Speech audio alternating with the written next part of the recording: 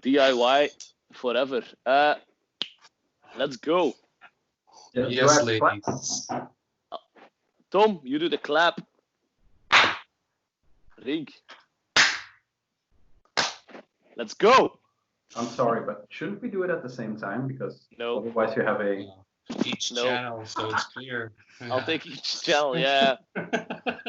Peshke! Twee peshkes.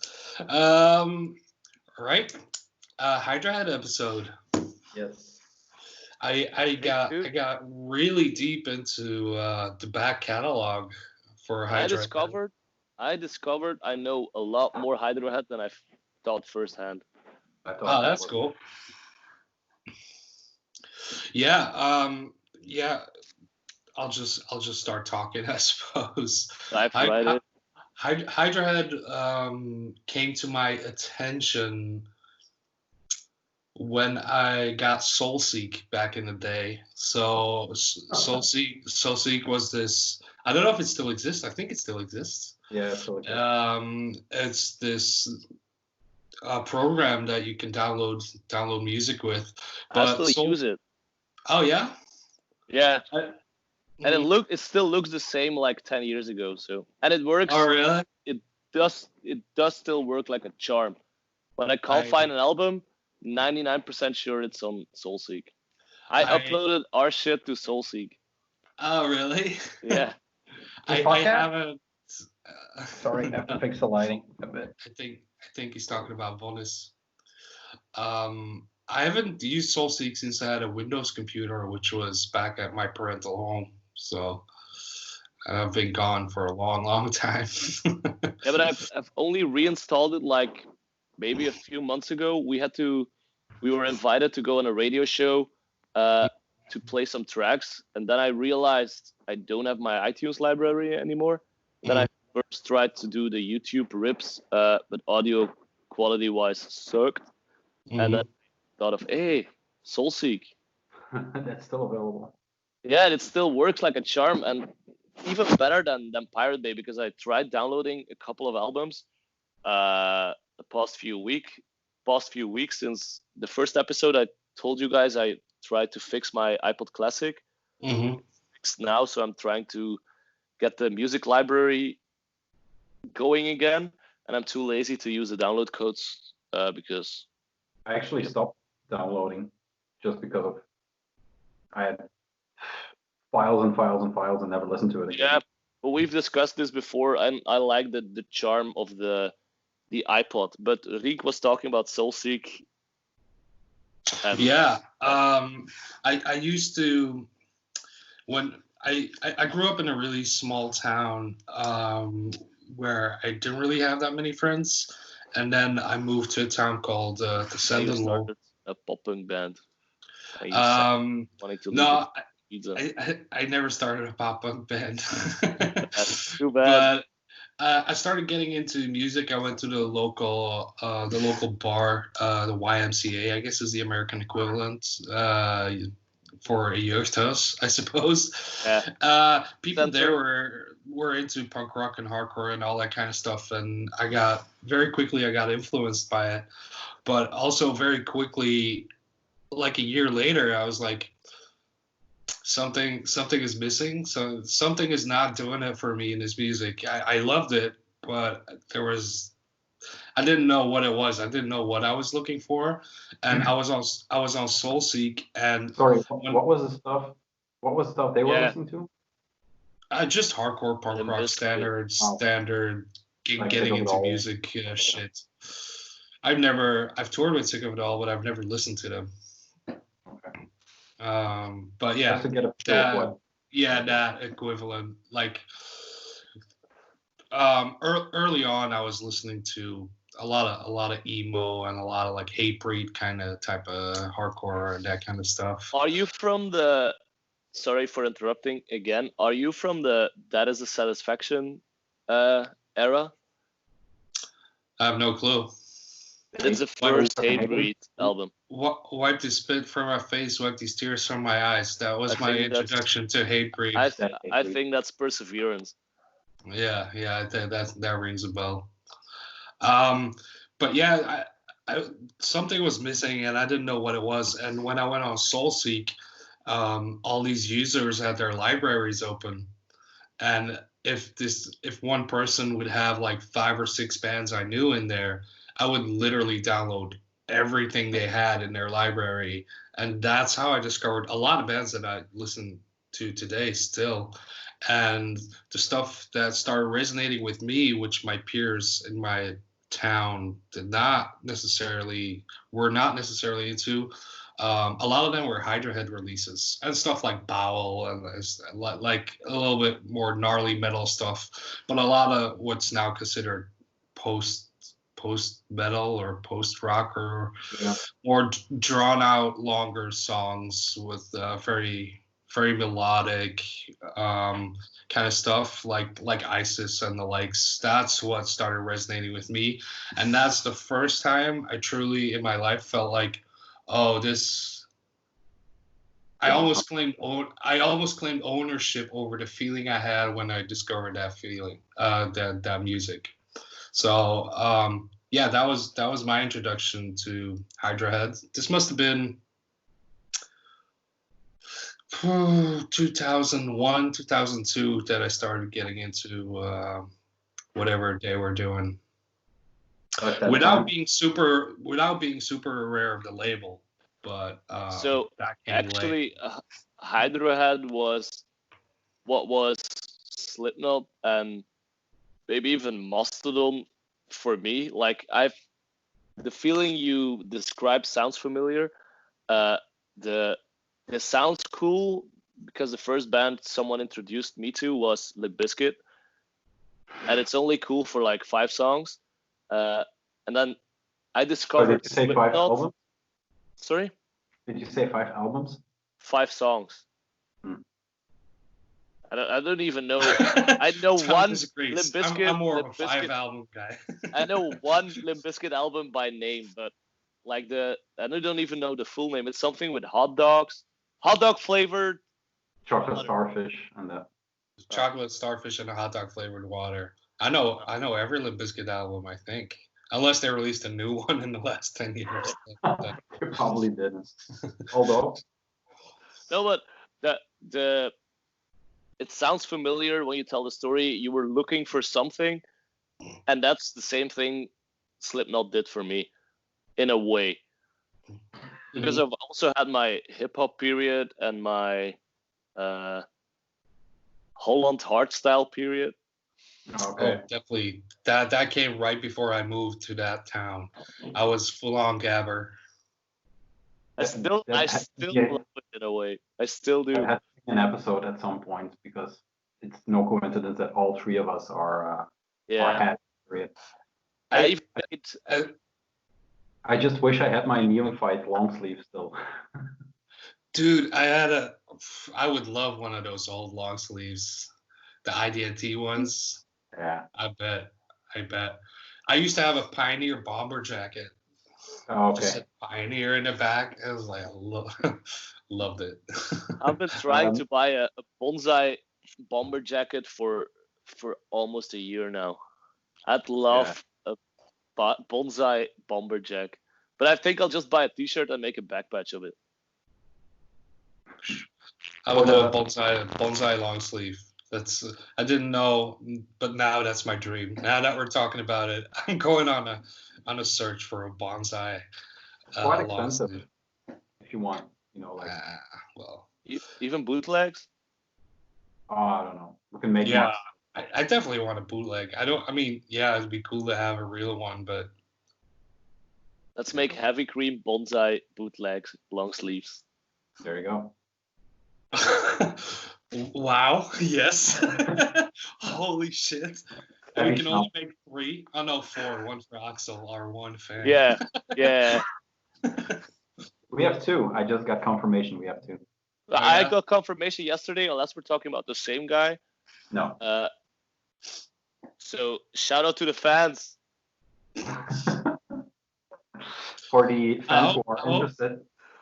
I hope this audio is going to be better because a friend of mine told me that she had listened to the podcast, but it was very disturbing that she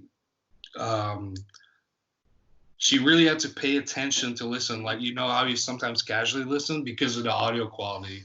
So, so for everybody listening, we're trying to fix it little by little. We're not 100% sure. Well, at least I am not 100% sure how I'm gonna solve the issue yet. But yeah, we're doing something about it. Hopefully, the audio quality will improve soon.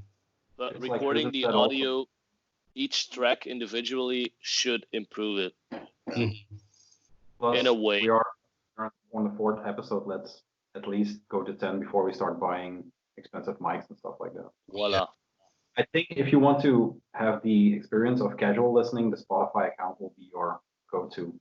Yeah. If you want the visual. Yeah, the audio will still be crap on the first 3 episodes. Yeah, so. probably. But not crap, but like Rienk said, you do have to pay attention. And why is this dripping already? Oh. For the fans, for the 3 fans who are into Limp Bizkit, after Chocolate Starfish in 2000, they did 4 more albums. 4? I know. Wait, you have $2 bill came before Chocolate Starfish. You had $3 bill, y'all. That was $3 bill. 79. And you had Significant Other, which was 99. Chocolate Starfish 2000. Then New All Songs. Results may vary. The Unquestionable Truth Part 1 and Gold Cobra. So. No. And what's the one with the skater, like with the old school surfing in a city or something? $3 bill. Is that Significant Other? Oh yeah, it's Significant Other because it's their breakthrough album. Yeah, I remember. $3 bill has that. Limp Bizkit is the first note I take, so that's weird. Limp Bizkit was the first big concert I ever saw. First mosh pit I've ever been in, and first fight I ever got in because I caught Fred Durst's hat. Can you tell the story? Can you tell this story, or is this another bleep? Oh no! I mean, I was a kid. It's the first. My mother is very much into music, so is my most of my family. Shout out. On my mother's side. So I grew up going to concerts. It was normal for me. But in I think it was 95 or 96, Limp Bizkit was huge, and they played the Sportpaleis in Antwerp. And it was I went there. Actually, the bus that brought us there, I was going to school in Leopoldsburg, and there was a bus leaving from our school to go to the Limp Bizkit concert. And so it was the first concert I went to without parental, how do you call that? Without parents being there, watching over you. And it was the shit, because I had a ticket to go to sit in the seats in the bleachers, but then I snuck into the pit area, the standing area downstairs. And, where was it? I missed where it was. I guess Sportpaleis. So that was my first big concert. Yeah. Okay. It must have been later. No, it was later than 95, 96. No. It was way later. Must have been around the 2000 maybe already? Yeah, it's going to be 2000, 2001 probably, yeah. Because when I must have been 13 or 14. Okay. And I'm from 87, so yeah. 87. It's hard for me to link ages to all of you guys, so it gives it a bit, it makes it a bit 87. Okay. My big first concert was Yes, so I don't know what to do with that. But. Wow. Doesn't even ring a bell. The one that you went to alone without, like... No, it was with my dad. Doesn't count. It's like the first big concert you went to alone. Or with friends, just... Lou Reed, maybe? Wow. Not bad. But we were still dropped off by his mom. That's fine. That counts. Okay. That counts. I think it was the Berlin tour, but I could be mistaken because I have a real problem, like I said, linking your age to specific stuff. My memory it's not shot, but it's like scrambled in a really weird way, so I'm not sure where that is on the timeline. But yeah, those are two big ones I remember for sure. That's cool because I think my first actual concert was, and it's around the same time period, my official first concert I tell people about. So the one I tell people about, the cool one, was the final Rage Against the Machine show in Belgium, also in Sportpaleis. But I think my actual first concert was a year before that at the student kickoff in Aalst. I think I was in third grade or something. Must have been 14 or something. It was Diablo Boulevard at the Hopmarkt in Oost.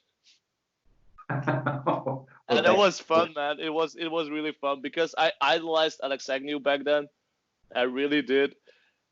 And it's the metal. That was my first mosh pit. I still have a scar from it. Really? It was a huge parking space filled with small rocks. And I decided to stand on someone's shoulders, but he didn't like it, so I fell from someone's shoulders into the floor. Stone cut my eye. End of concert, but it was fun. Sure. Since we're But talking Rage Against about the Machine is cooler. since we're talking about live concerts and moshing, I was on Metal Sucks for a different article, but it seems that the new concert safety guidelines have been released in America that won't allow for moshing or crowd surfing. When turn. It's impossible to govern rules like that. It's just especially in underground.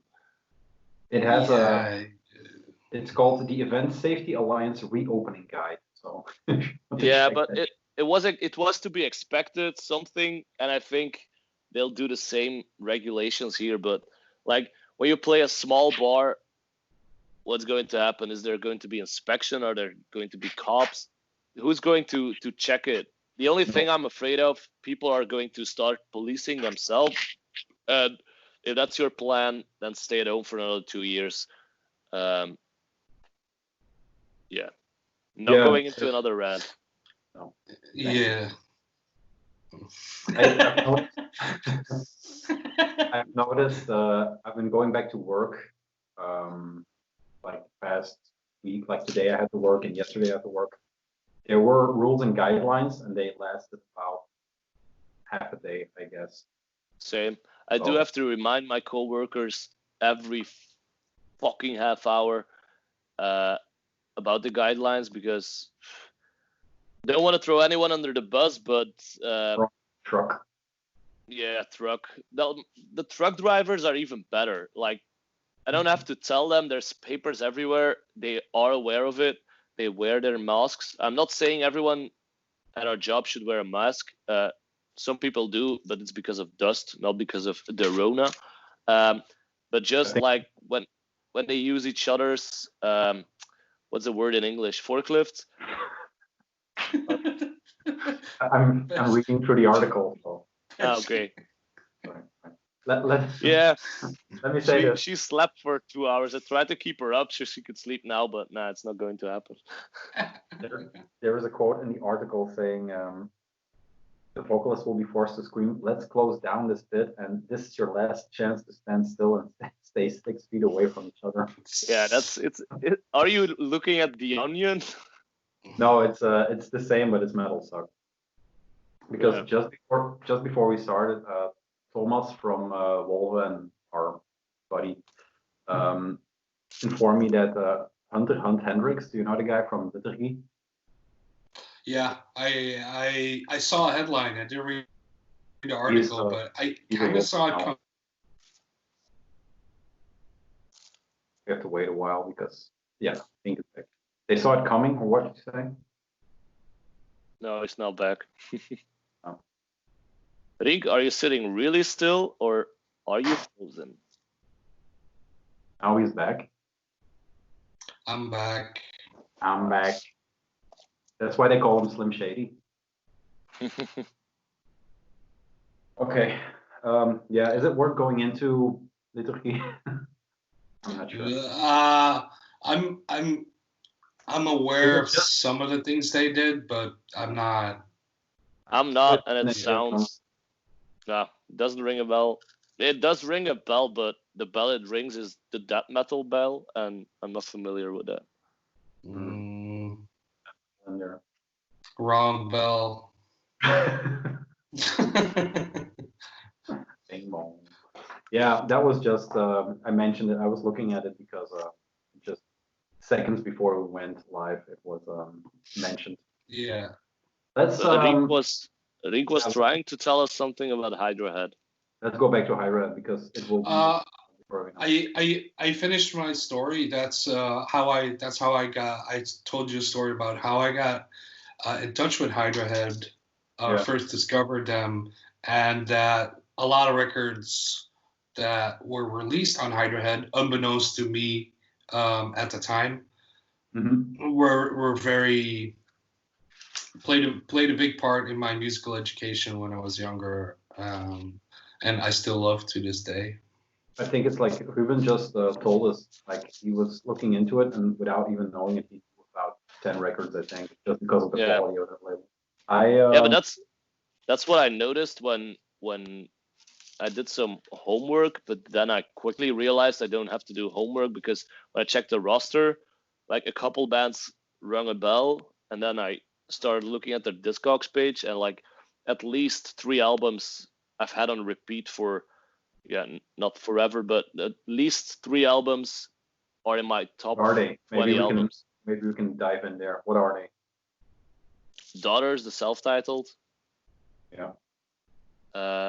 Harvey Milk, and I think it's the title. It's a cynical. I wrote it down.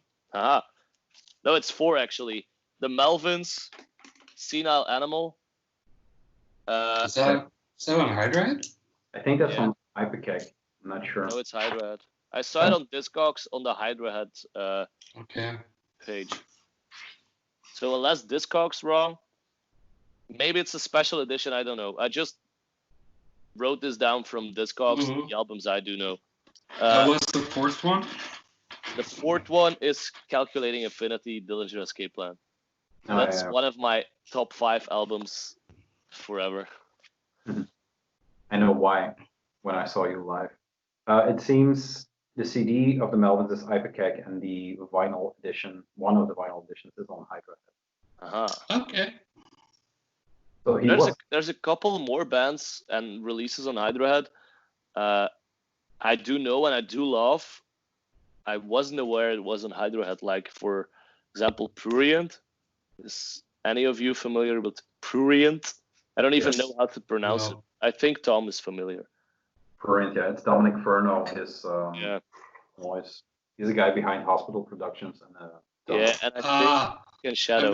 I've met him a few times. Okay, now it's ringing a bell. Yeah. And I think Vatican Shadows as well. Yeah. That's one of the first artsy noise albums I started to love. Which one? Like the one on Hydra Head, and it's called Many Jewels. It's too bad I do have to look it up. Why? I have a book. I took you and you can do it sneaky off camera. I'm just reading this. I have a computer in front of me. There's actually a lot of Hydra Head releases I do actually know very well, and I wasn't aware they were Hydra Head releases. Yeah, I found out about some too in researching this podcast that I wasn't aware that they were Hydra Head stuff. They have some sneaky stuff in there, yeah. Mm-hmm. They do have that's another thing I found. They do have, it's 2 separate labels, if I'm not mistaken, like experimental noise label and then a just music label. You have Hydra Head and then Double H Noise Industries. I'm not sure what's on that, but it has like Sun, Metzbau. Yeah, also. Smasher, Venetian Snares, Boris. A lot. Yeah, I'm not sure how to tackle this. I can just. I compiled like a top 20, and then I boiled it down to a top 5 with a couple of honorable mentions. Oh, that's cool. Is it okay if I do my story, I guess? Yeah, go for it. Roundup. I was trying to think, like I said with my memory, I was trying to think how I got into it. I'm pretty sure Pelican was my gateway into the label because when I was going through some old flyers for a video, I found the Reflections Fest. I should have brought it, but I forgot. The Reflections Fest at Hofterlo. That was around 2005, I think. I think 2005 because Amen Ra. I just discovered Amen Ra and then just fell from one thing into the other. That was a big gate for them. I remember not having enough money to buy the skull hoodie for Amen Ra. You know, they had the skull, the side of the skull on the hoodie. And I didn't have enough money because I spent so much merch on Doom Rider stuff and stuff like that. I was bummed out about that. But yeah, continue. Talking about Doom Riders, like, I think I told it on the previous or second previous episode, the 20 records I got from Deathwish, the surprise packet. Doom Riders was also in there and was checking out when I was packing up. And holy moly, what an album. Well, which one is it? Which one? It's kind of a purple tint and it's a horse on it. I don't even know the title, but what a good album. Fuck. Darkness Come Alive? Yeah. I still have the patch on my backpack. I think it's an underappreciated band because it's always been in the shadow of Converge, I guess, but yeah. For me, the band didn't age very well. Though I still liked them, but I have to space it out very carefully when I listen to them. But what do you mean, music-wise or live show-wise? Well, they don't really play live shows anymore. And I think I only saw them 2 or 3 times, maybe. Live, it was always fun, but never outstanding. I've never seen them live. I've only discovered them like maybe 3 days. Actually, discovered them like 3 days ago. But yeah, when that just came out, I was really into it. Yeah, but I do get why. But I don't really get what you mean. But I'm sorry for interrupting all the time. But I'm not actually. I am. I'll be when I'm editing this. We were wrong about what? It's not Darkness Come Alive. That was the second album. Black Thunder is the first one. But Black Thunder. That's right. You don't have to look that angry when you tell us we're wrong. It's Black Thunder. Okay. That goes into another trailer. That right there. We gotta use it for something. That's why I need to take over the Instagram because I can edit all these shots. Yes, you do. Tom, hand over the reins. I was trying to get what you mean with it doesn't age well, because I have the same thing with movies, but I've never had a similar feeling with music. Like, I mean, it's much similar to why I'm not into hardcore anymore, not actively listen to hardcore, is I feel I grew out of it. Maybe the music didn't, but I did. Okay, I get what you mean that way. For Doom Riders, it's I remember a certain time where I was listening to the album again. Keep in mind, I had listened to that album easily 50 times over the years. By the point this moment arrives, and I'm listening to it, and I'm just like, it didn't do it anymore for me. Just that one time, I was like, oh.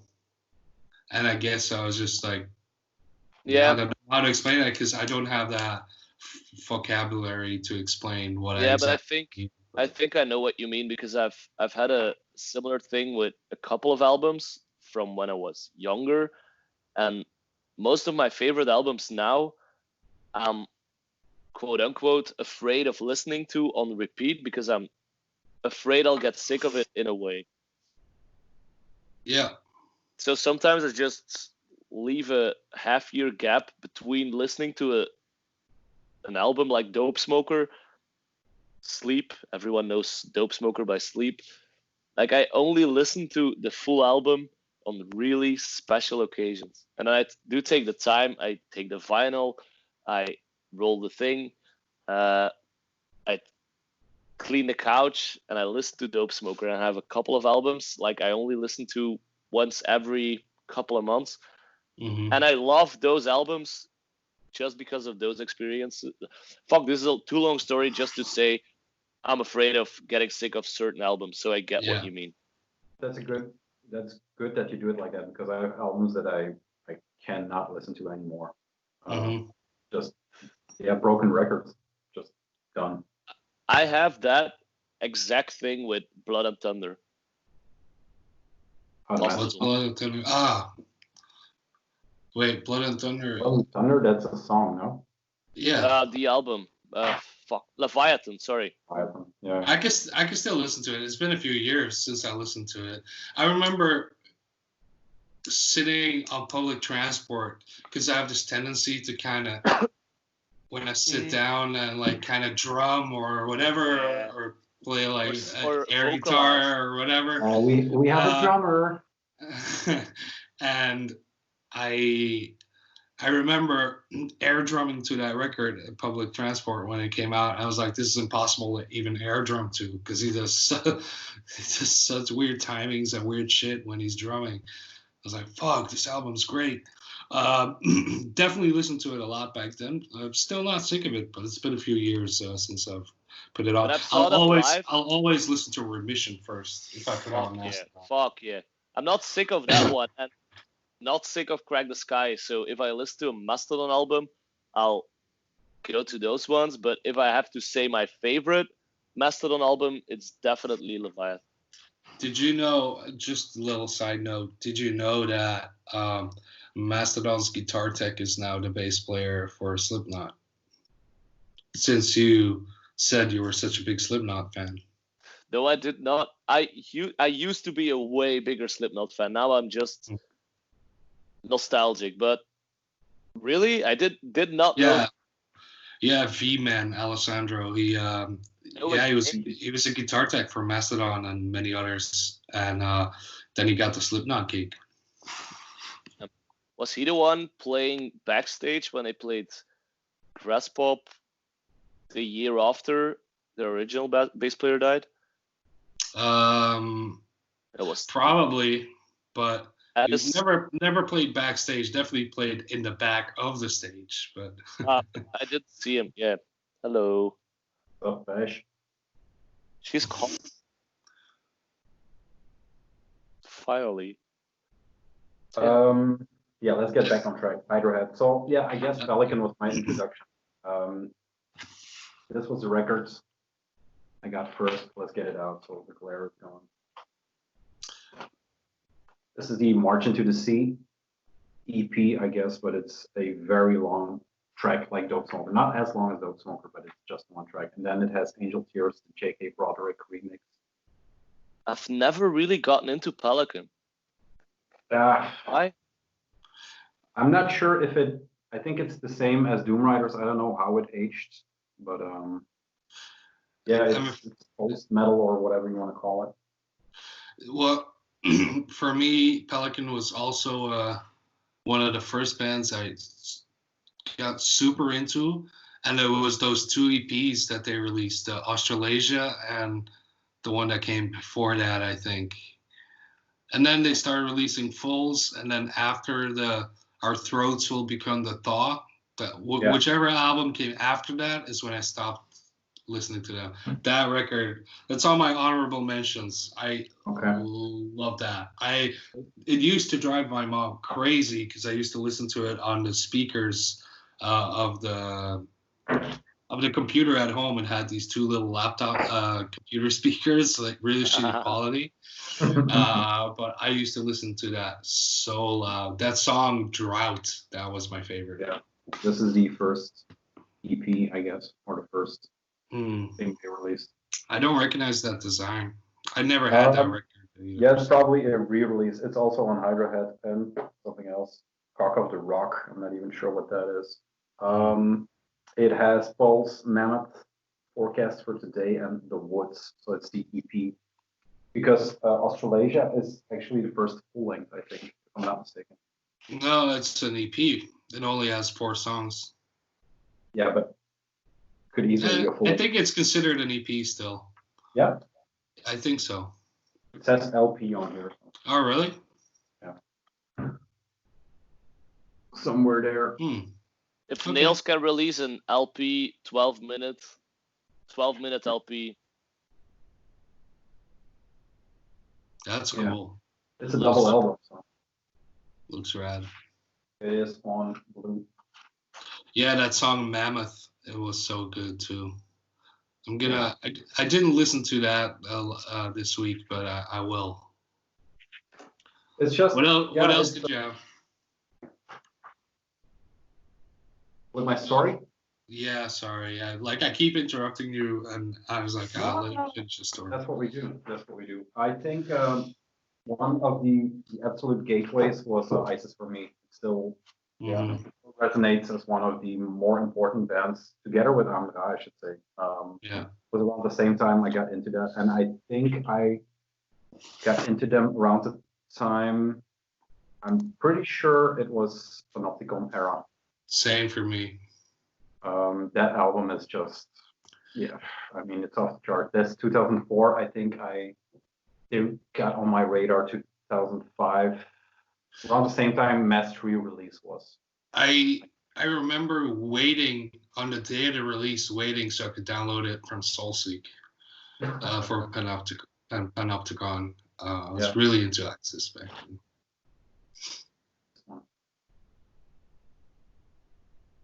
What are we looking at?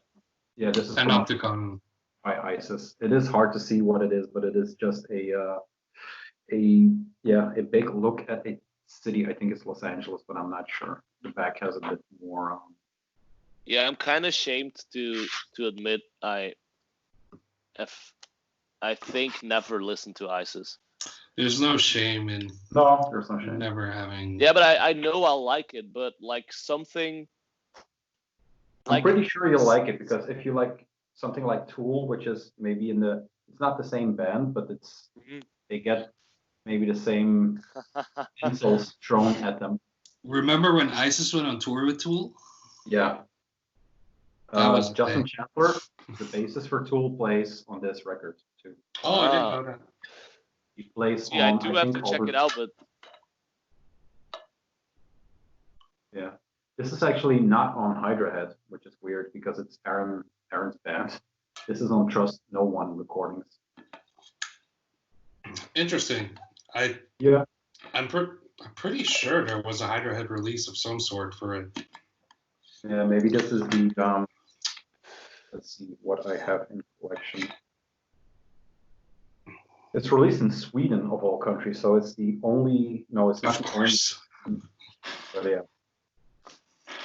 All countries. Sweden's got a big metal scene, doesn't it? Yeah. So what's the? I don't know a single Swedish metal band. You know what I'm saying. Is Opeth Swedish? Yeah, they are. I used to be such a huge Opeth fan for a year or something. I can't stand them. Yeah, me neither now, but there's been a year I listened to Opeth day in, day out. Was my Guild Wars days. And the death metal stuff, or the 70s? Just spun out, violin, way too long songs stuff. Oh, so the 70s. I read a headline today, not the article because I'm too lazy to click on it. That what's his name from Opeth? Michael Achterfeld. He's scoring a new Netflix TV show made by the other Swedish dude that's famous and making movies. Jonas Åkerlund, or is that his name? Is that the guy who did the Mayhem? The what? The Mayhem movie? Yeah, I believe so. Yeah. Okay. Yeah, that should be. That's right up his alley. I think they played. Opeth kind of played the 70s revival band for a while, and now time for something else. I remember a couple of years ago, maybe 2 or 3 years ago, I was on tour with Hercules and Love Affair, and we just got off the plane in Mexico City, and we went to the hotel.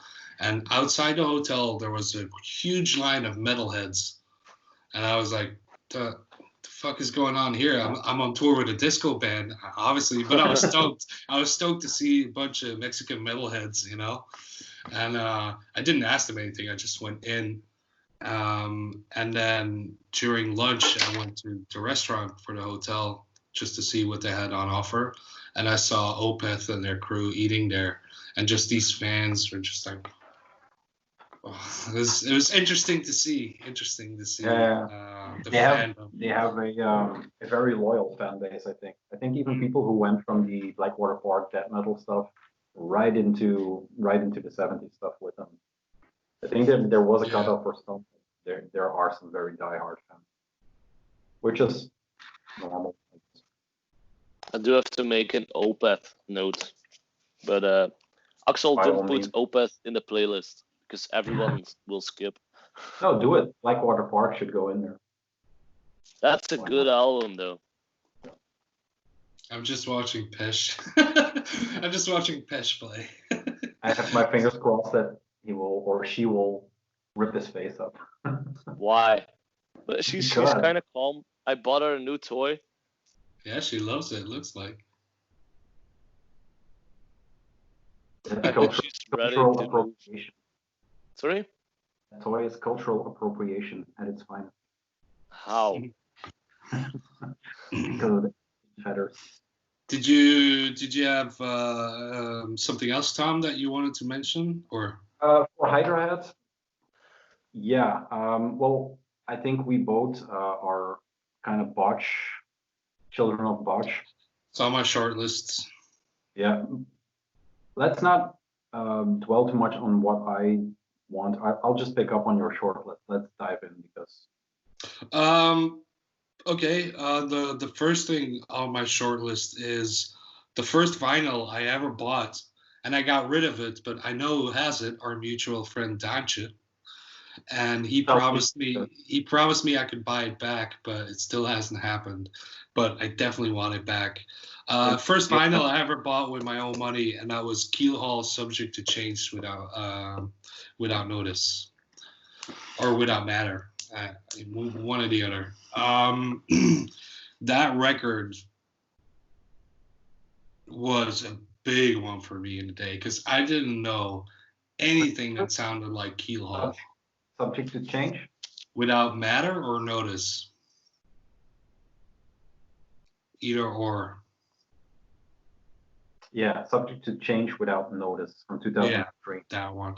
And I had it on yellow vinyl, and it was an interesting release because they had 4 different covers because there were 4 guys in the band, and they took pictures with fisheye lenses, I think, of their faces. And yeah. Obviously, when I found out years later that there were different versions, I wanted them all, but I only ever owned the one I had. And I sold it to Dantje. I saw that at his place many years ago. Yeah. That was the first vinyl I ever bought, and that record meant a lot to me. Even though I like their other record better, the one that came after that or before that, was it called 2 or something? Just 2, I think. It's Keelhaul 2, then Subject to Change. Yeah. The Return to Obscurity, which is a great title. Yeah, it's a great album as well. But 2 is my favorite record by them. But Subject to Change meant more to me because that's how I got into them. Also, it's kind of nostalgic because of being the first vinyl I ever owned and bought with my own money. And I remember just having the one and playing it on the vinyl player all the time, like taking my mom's records off and then putting mine on and then just listening to it all the time. So I didn't even have a record player when I bought my first vinyls. Have you ever seen the re-release on Conspiracy Records from that LP? No. It is a big picture disc with some nudity on it. I don't think I ever owned a single Conspiracy release. No? Don't think so. out of My vinyl collection is not big. I only have like a few. And I mean, is it the I have vinyl a lot collection more. we see behind you? Yeah, I mean that's part of it, but Yeah, but compared to I got Tom's collection, everyone's collection is small, but we're not talking about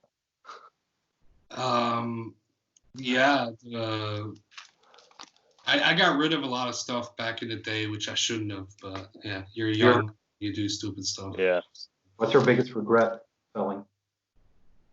Keelhole, I guess, but what else? Keelhole because of not because of the album, just because of the sentimental value. Yeah. But it's cool that you know where it is, because when Don comes on, I didn't know where it went until Dancha came to visit me when well, he didn't come to visit me. He had an exhibition in Berlin. I think it was there with his dad. And I was like, okay, I got this app and I can rent BMWs. Let's drive around the city with the top down in like a convertible. It's like, all right, let's do it. So we got drunk together at like a Belgian beer bar in Berlin. And he was like, I still have that Keelhall record. I'm like, you have it. And immediately he was like, if you want it back, you can just yes. I think he's on the verge of just selling everything he has because he's past it, I guess. I'm not sure. Maybe. It's looking up Keelhole. It says 4-piece Met rock band from Cleveland, Ohio, active since the late 90s. Their last foot was in 2009. I only have one thing from them, and that's you've waited 5 years for this. Another great title, and it's a 7-inch that kind of a tour 7-inch. I've never even heard that one. No, it's 2 untitled tracks. But I'm struggling to remember where I saw them or if I ever saw them. I never saw them. Never. Oh wait, yeah, I did once. Yeah, once, but I don't remember where. But I do remember seeing them.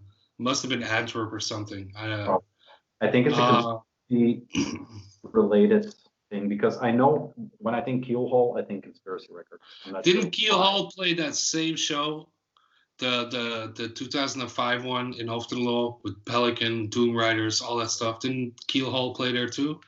I don't think so. I think they might have.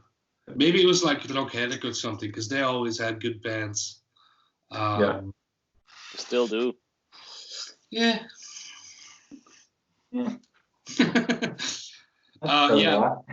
Botch, American Nervoso is huge. I think it's maybe because of the area I grew up in and my friends, they were all into it. And it was just such an album. Obviously, I discovered that years later, years after it came out, because it's from 98. But I discovered Botch through Minus the Bear, which I knew first, and I saw them live in Midhout, which was an incredible show. And then I kind of got deeper into Midhout. Midhout, was it Groesrock? No, but they used to do shows at this little cantina. I don't know how to say that in English. In Midhout. And it was a youth center. It was called Horizont, and there were many legendary shows that happened there. One of which was a Minus the Bear one, which was incredible. And then I got deeper into the people in the band and what they were doing before that, and one of those things was Botch, and then I just fell in love with Botch. And another thing Minus the Bear was a Minus band was a bear. Minus. Here he goes again. Minus the band was a bear. Yeah. No, Minus was a band that came out of Botch. Or was it the other way around? Yeah. No, they came out of Botch. And another. Oh. And this is why we record audio. Nice face. By the way, last episode when I froze, in the beginning of the episode, I heard you saying something about how little I was or something like it. No, I heard your bellow when you were coming in. But you made it up when I froze and when you said, "Oh, I just love how happy he is." Ah, yeah, And I yeah, am. yeah. I look forward to these, so Same. it shows, I guess. Pink, you froze. Another thing related to Botch and Minus the Bear is a band that I really, really love, possibly even more than Botch. It's a band called Harkonnen. I'm not sure how to pronounce it. Probably Harkonnen because they were American. And the album Shake Harder Boy, of which I do have a copy. And that's this album. I listened to this album. It's called Shake Harder Boy, right? Shake Harder Boy, yeah. I listened to this album probably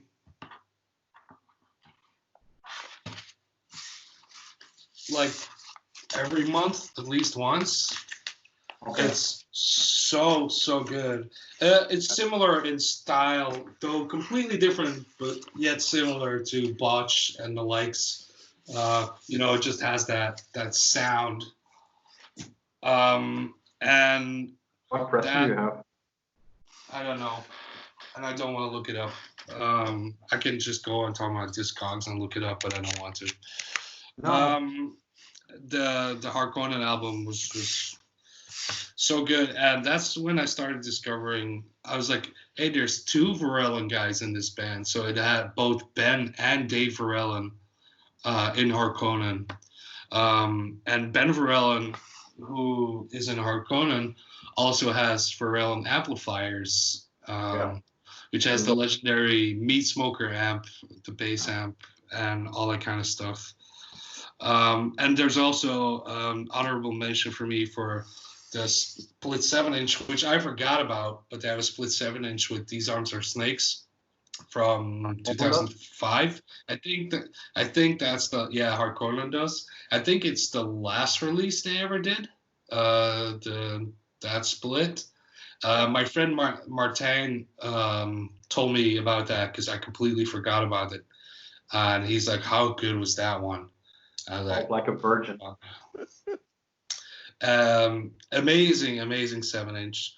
Again, I have a weakness for good song names. This album has a couple of good song names on it. The Shake Harder Boy. It's got Baristas Get Stalked. We've come for your daughters. Sorry? We didn't catch what you said, Tom. Baristas Get Stalked is another Tom Segura reference, but a deep cut. I don't know that one. Okay. We've Come for Your Daughters is also, it's my favorite. And another one that's really good is All This Time I Thought Your Name Was Cool Dude. That's what I thought your name was. By the way, hello, it's me again interrupting, but talking about cool song titles, the album you talked about in the second episode, Divorce, that's been on my rotation every day. What a good album, man. Holy shit. You've mentioned it twice in like the WhatsApp group chat. I'll try. After this apocalypse is over, I'll try reaching out to them and see if they still play shows. Because I'd love to play a show together. Holy shit! I don't have that. I still have Andy's number. I think I could text. Oh, nice. Probably. But after the apocalypse, but it doesn't happen too often. I fall in love with a band straight away. Yeah. And this was the one. The setting when I listened to it was perfect. I was bored, so I decided, let's listen to some podcast stuff. And I listened to the other stuff, but mainly in the car or whilst doing something. But the intro and the abrasiveness and I love it. I love that you love it. That's amazing. Have you ever heard Fullness? No. Band? Let's not talk about that. So not my collection and not your band. Would I like it or no? I think you would like the live. I do want to talk about my band, but not right now. No, I don't. Okay. Maybe when we now or never. Maybe when we invite Niels to come on. Yeah, let's do. He's from Leopoldsburg, so. Yeah. Oh, camp. Two more bands. Should I just go through my list, or do you guys want to pull one out? Yeah, first? I kind of wanna jump in, because do you want to go first? Yeah, I have one more botch question. Have you ever checked the Narrows? Yeah. Remember when that first Narrow song came out, and it sounded, I think the song was like 2 minutes 17 seconds, if I remember correctly, and the song cut so hard. It felt like something was coming, and then the song was over. But it opened with this amazing bass line, and I don't remember which person it was, but I met one of the people in that band many years ago, and I asked him about it, and he told me, so this was supposed to come on some type of album or EP, and they recorded it like this because it was supposed to be followed immediately by something else. Yeah, so it kind of artistically, and it never happened. That's cool. And that was the story behind that. So yeah. If you start clicking, Discogs, if you start clicking names and sorry, I thought the recording stopped. I almost shut myself, but I didn't see the countdown. So continue. Sorry. I was saying if you start with Botch and then go into the guy you just said, the Berellum, you get Narrows. When you get to Narrows, you get to Rubben, you get to Rubben, you get to Some Girls, and it is insane where all these guys played, and every band, like Some Girls is like you have bands, you have Some Girls. It's just insane how much talent was in that pool or in that Yeah, I agree. Very unbrokenness in here. It just goes on and on. Something I have to dive into because I'm a little familiar with Botch, but I think if you check them, you will just be Botch all the time. All right, cool. But first, Divorced. Their live shows were legendary. Yeah, but let's not talk about bands I'll never see or ever see again. Like Rise and Fall. Too easy. Yeah, it was too easy. But I can just bleep this out. I'll edit another band you talked about, like maybe Tool, and just paste it in there. I'm just gonna say Rise and Fall at random times during this whole podcast, so you're gonna have a really hard time bleeping them out. That's all. No, I was going to mention or re-mention a Hydra Head release. Like I can't just jump over it. The Calculating Affinity. Like I didn't know it was released on Hydra Head because I was so focused on the album itself. I didn't know either. And I've never really been into labels and such. Not before I got to know Tom and the people over at Consoling. That's when I did know Deathwish and Southern Lords, but those are the only two labels I've actually checked their catalog. But never mind. The Calculating Affinity, it's an LP, right? Well, yeah. The LP that's why it's weird with Hydra Head. The LP version, of course, is on Hydra Head, but the CD version, which is something everybody has or had, is on Relapse Records. I do have the vinyl. I don't have the CD. Okay. I only have the CDs I own are from a very specific age group or something. I think I bought CDs from my 17th to my 19th, and it's all the same genre. And all Metallica CDs. Okay. It's like story, but just in another time. Yeah, but so I do still have the CDs, and I stole all my parents' Pink Floyd CDs and the Dog Eat Dog CDs and the Fun Loving Criminals. Sorry. Who the king? Who the king? Who the king? Who the king? Who? Did your dad have a dog CD? Mm-hmm. Okay, cool. Nice. I remember. That's what I mean with these age gaps, Yeah. I wore a Dog Eat Dog shirt that was really ugly for a couple of years without knowing who Dog Eat Dog was. I bought it in a thrift store. Well, my mom bought it The for one me. with the big crown on it? No, it's like this cartoon dog with like 2 bones. Yeah, I know the shirt. I know the shirt. It's really, really ugly. Insert shirt here. Yeah, if we can find it. I don't know if you can find it. I know what shirt it is, so I'll definitely find it. Just ask your dad. But yeah, my mom bought it for me at a thrift store. I picked it out, but I didn't know who they were. I was like a little kid. I was like, that's cool. I bought a sick ass doggy style crew neck in a thrift store like a couple of weeks ago. Doggy style? Doggy style, Snoop Dogg. He has a brand and it's called Doggy Style. No, he's got an album, Doggy Style. Did not know. All I know, Gin and Juice. It's on that. But I was trying to talk about calculating infinity. Yeah, sorry. Okay, I think I talked about how I tried getting into Dillinger Escape Plan. Like a friend of mine, he gave me. It wasn't a CD, but it was a USB, kind of mixtape-ish. And 43% Burnt was the first song on it.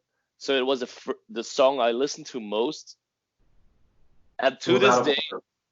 Sorry? No, it was just a mixtape. He just made a playlist. Oh, okay. I think I still have the USB. I do think I still have the USB. That's cool. I should look for it. But 43% Burnt was the first song on it, so it's the song I listened to the most. And I remember wanting to skip that song all the time, but I had to. Yeah, like I had to get into it. So when I hear that riff now, and especially the intro and the vocals, like it just throws me back 10 years in time to sitting at my computer, burning the USB or listening to the USB or plugging into something in the car or whatever, listening to that song and always having the feeling like, I do have to like this. This is so fucking cool. Have you ever seen him live? Yeah, but not with Dimitri, of course, but I've seen Dillinger a lot. A lot, yeah. Yeah, but every time with I can't say they're new vocalists because they've made more albums with Greg, but the vocals on Calculating Infinity, and I was going to say Under the Running Board, but I think that's what's its name again? Fate No More. Mike Patton. Yeah, Mike Patton's vocals. Yeah, but if I had to pick, Running Board, I think. No, Irony is a Dead Scene. You're right. Yeah. Yeah, what was it? I remember seeing them 2 times. One was the I think it was around Fireworks, I guess, in the what was that venue in Brussels? In St. Katrin. No, Sint-Jans-Molenbeek. DNA. Cobra. Wait, I think I know what you're talking about. Oh, fuck. I've never been there, but we've talked about this. Yeah, it's been a long time. I don't think we talked about it on the podcast. Yeah. The VK. Yeah. Yes. That was one, and that was a show that reminded me of Botch because they had no lights in the entire venue, and just 2 swing lights going around. First time, I think I saw them, or the second time, because I saw them at the Calculating Infinity tour in the Muziekdrom here in Hasselt, but the best time I saw them was at the AB during the Miss Machine tour. And they had so many strobe lights, I guess. And they had that green background that the CD has, that clinical. They had so many strobe lights. My wife, I guess, had to go out because she was. Hold on. Stop the presses. Hold on, bitch. You define your and Kim's relationship right now. We have been together we lost count, but we think it's 22 years. Yeah. Yeah. We are basically still boyfriend and girlfriend, but we have 2 kids. I mean, technically you are, and that's all I wanted to hear you say. So no wifey shit. I know you want to swoop in. Just give me the kids, and you're fine. No. No. I want Sid. Okay. I'll make you a deal because you said it before today, and I was thinking, how do I one up him? And it's not that I want to marry your mother. You wouldn't but I want want. to. But she I probably want to, would marry you. She loves you. Probably. But I want to have that yellow car and be your daddy. That would be. I mean. And here I was trying to talk about Dillinger escape plan. That's an escape plan, baby. It's an escape plan for sure. No, but the Miss Machine tour, when those strokes came, she had to go out because she was on the verge. I can't imagine. I've always loved them for the visual aspect of their live show, but especially the visceral and the liquid energy. Like and Tom gave me, or us, let's talk about Vonnes then, the biggest compliment in, I think it was a video you made, or I heard you talking about it or whatever, but before you even saw us live and you were reviewing or whatever the Evil Against Evil Nails box set, you compared us to Dillinger Escape Plan, and to this day, that's one of the biggest compliments or whatever I've personally ever gotten, because if I've got one inspiration, vocalist wise, it's Dillinger Escape Plan. I remember that video because I distinctly said it was the easy way out to call you or to compare you to Dillinger Escape because that's a thing I added in my memory. Yeah, it's just my memory you talked about. The frantic energy you bring live kind of reminded me of that, but more like Dillinger Escape has that distance between you are when you play, it's kind of dangerous, but it's always like cuddly dangerous. When Dillinger plays, you could cuddly dangerous. Your face. Cuddly dangerous. We made out. Yeah, that's because it's you and me. Yeah, well, last time you played, and that was but that making out is not legit because it was during a song. I called out for your daughter, like I said, this song is for Mimi, and you didn't even hear it. And I told you off the show, and you say you didn't even hear it. And it wasn't meant in that way. I think big guy misunderstood. Are you wearing? You called out for who? You misunderstood. Yeah, he dedicated the song to me. Yeah, I dedicated. Podcast over. Rienk, on another topic, are you wearing pants? No. Oh, Should no. I? No. You probably just saw my underwear as I got up because my pants are under my butt most of the time.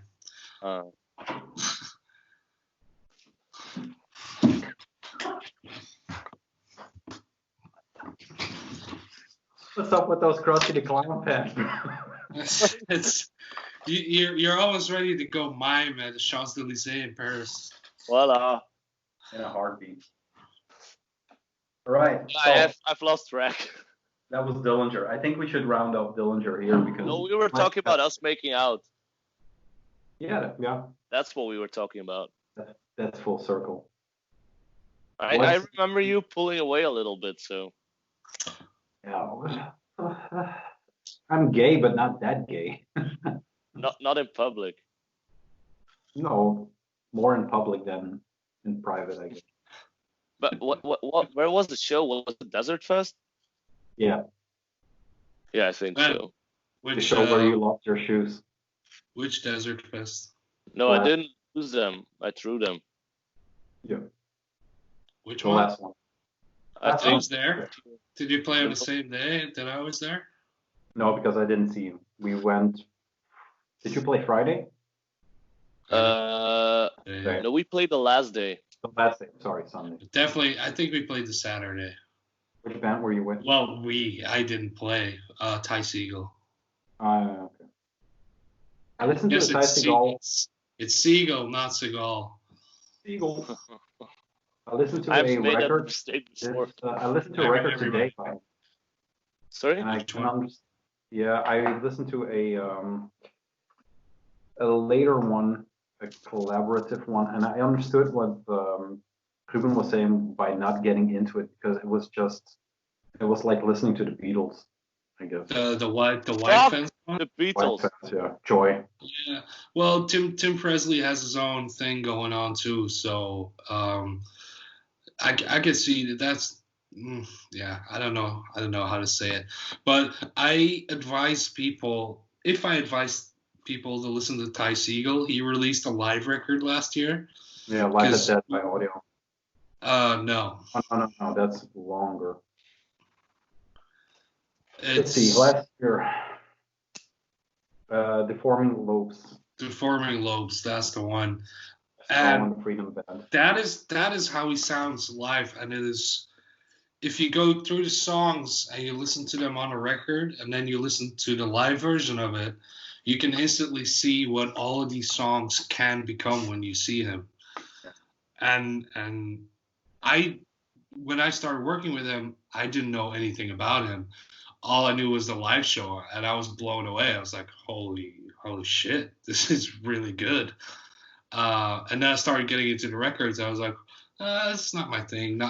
But then I recognized the songs because I hear them live. I'm like, oh.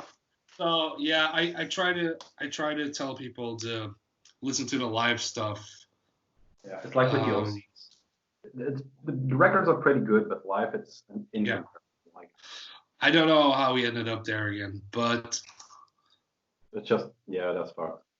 It's just one of those things that will pop up, I guess. Let's bring it in and go back to Hydra Head. Hydra Head. I have two more on my short list.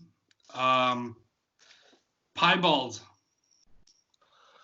Yeah, I don't have any bearings on Piebald. Piebald is, I mean, they very much have metal hardcore history, but when Piebald was started, they were a little bit heavier, but then they morphed into maybe pop punk, but not really. It's hard to explain. It's all clean singing.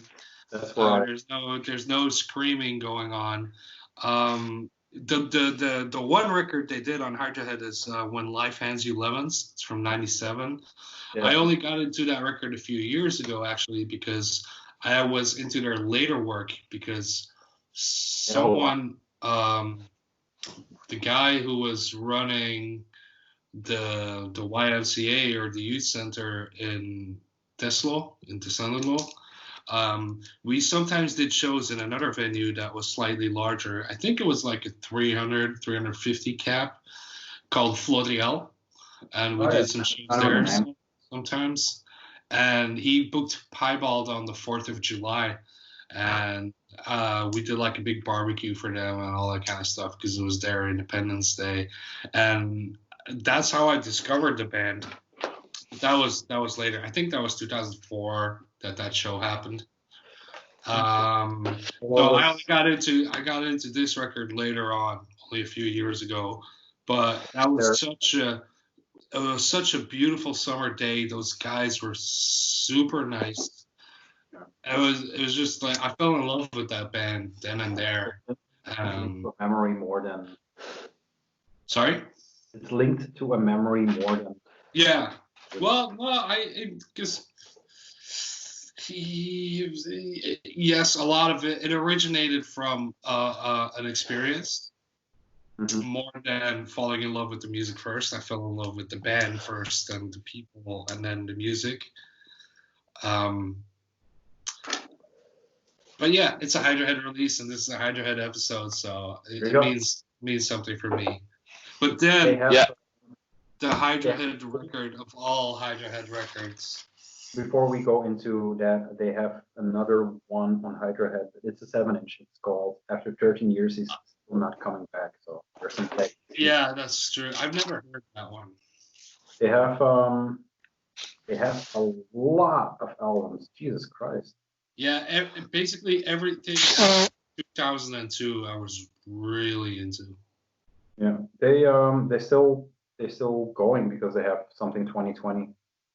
Yeah, they're an amazing band. Amazing, love them. They also have a split with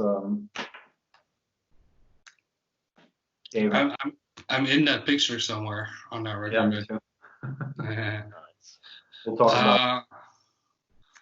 Yeah, one of my favorite records of all time, two of my favorite records of all time, are by Knut. Knut is a highly underrated band. Yeah. Most people have never even heard about them, even if they're into heavier, louder music or are into Hydra Head. They are absolutely fucking amazing. They did a bunch of Hydra Head releases. One of my favorite records by them is Bastardizer, but that was not released on Hydra Head. But the two that mean the most to me, and it's a tie, depending on which day you ask me, it's a tie between their 2002 album, Challenger, or the 2005 Terraformer, because I love both of them equally. Though Challenger is notably heavier and chuggier than Terraformer, but Terraformer is so... The musicianship is insane on that one, and they also got like the whole sample thing going on and starting to play with electronic music a little more and all that kind of stuff, which you can hear in the singer. What's his name? I think it's like Mathieu or like some kind of French name. Jérôme. Jérôme, possible. He's still active, making weird ass music in a small town in the Alps in Switzerland. And you can hear that's kind of where it started. So he was the electrical component, I guess. Sorry? He was the electronic component or the noisier component. I mean, I think live it was just noise pedals playing, sample pedals playing the samples. There was a noise element to their shows. But I think it was just there wasn't like a dedicated guy doing the electronics. The list of his releases it's incredible. It goes on and on and on and on. He came to a show I did last year, I think, or 2 years ago. No, last year, February. I was at Cave du Manoir in Switzerland. It's not the town name; it's the name of a venue. I forgot the town name. And he was at that show, and I literally do not have fanboy moments, but when I saw him, I was like I was just staring. I found myself staring at him because I'm such a big fan, such a big fan. I wanted to, but I decided against it. Okay. Good call. Why? Because I work in the music industry and I see people do that to other people, and I go, get a fucking life. That's what I was going to ask, because I've had the same argument with myself a couple of times, and I've never done it, but like it isn't too bad. Like, it all depends on the way you ask it, in my opinion.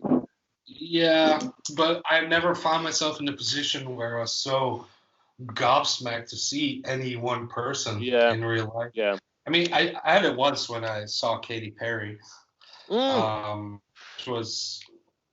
was an event on its own, but that was just because she's so famous that you almost can't believe, and it was random too. Like it wasn't like a, so it was like kind of didn't know what to do. But with him, it was in Los Angeles at her house. And it wasn't with him. It was probably in a professional capacity. So I get why you don't just. Are you still there,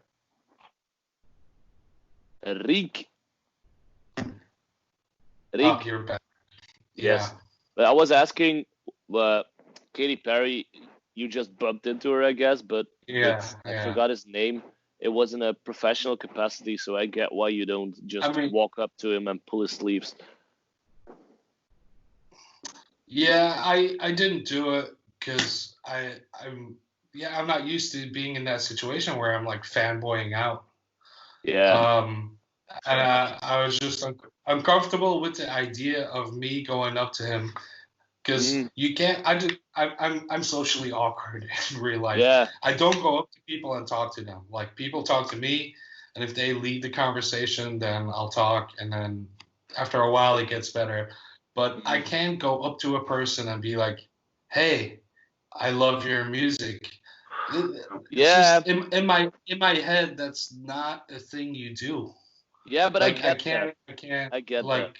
yeah, I couldn't get myself to that point, even though I really wanted to shake his hand and tell him what his music means to me and that I'm a big fan. Uh, I just didn't. Yeah. Yeah, It's but I better- get it, and it's also especially better to start just a conversation than to have it normally. Or But I can't. but That's what I just said when you were gone. Whatever you were doing, something important, probably. Oh yeah. is that your toilet? yeah. Ah, nice. I'm socially awkward. I cannot have those random conversations with people. It just doesn't Yeah. work with me. You're It's, not. I like I it's get it's that. not in me. It's not in me. So I can't do I that. get that. I can't make that. I can't make a conversation like that seem natural. But I had a similar feeling, not a similar feeling, but like when Tom texted me, yeah, we have a guest, where this started, like it was kind of, how is this going to work out? I've never met the guy, I've never spoken to the guy. I just thought Long let's live the throw, internet. let's throw each other in the deep end and then guess Yeah, it worked voilà. out. Sometimes it doesn't work out. No, It's true. it's a risk, but I mean, if I didn't like it, you would have known about it. yeah. That's why I asked, do you have you checked on it?